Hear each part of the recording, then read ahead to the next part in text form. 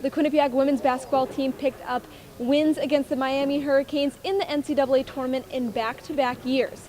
This time at Gamble Pavilion, the final score was 86-72. Welcome inside the Rebound. I'm Sierra Goodwill. Alongside me is Bryan Schwartz. Bryan, Edel Thornton is someone you wouldn't think that would have the game of her career today, but she did. And maybe it had something to do with St. Patrick's Day. We had to, because they traveled all the way, so couldn't send them home without a win. So yeah, I mean, it means a lot. And all the girls, it was a great enthusiasm for the whole game. Obviously we wanted to win, but it was extra special to just do it on today, I guess, yeah. Happy St. Patrick's Day, Edel Thornton, the Irish native, 14 points today.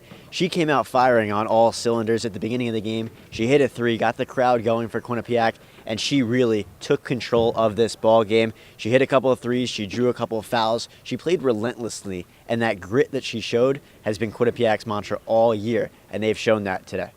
And Miami clearly had the size advantage down low, had the rebounding advantage.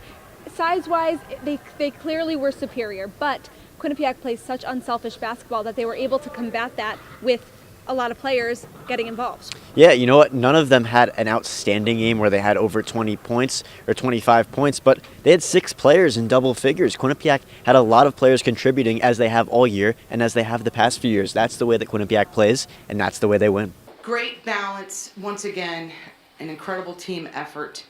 I just thought in the second half, and in particular the fourth quarter, we just took great care of the ball in the second half as opposed to the first half.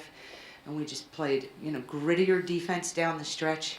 And then we were able to go forward a little bit more out of a cat set and had a lot of success and was able to gain separation in that fourth quarter with running that set and having these young ladies up here play a heck of a game. But great win.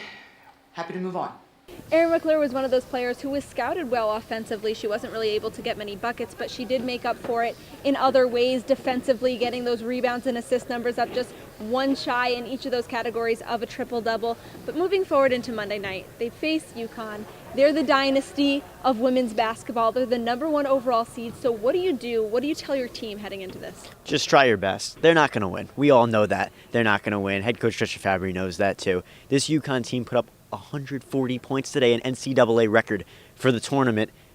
They have no shot. But what they can do is play a tough game and really give UConn their all, because this is Nutmeg State battle. This is everything that Quinnipiac wants. They can really get themselves on the map if they aren't yet, which they probably are. But Quinnipiac, playing a tough game against Connecticut, can do a lot of great things for this program. And there's no doubt that these stands will be filled to capacity. Great experience for Quinnipiac to have as well. Be sure to follow our coverage on our Twitters and at Q30 Sports on Twitter for continued coverage leading up to that Monday night game at 6:30 here at Gamble Pavilion.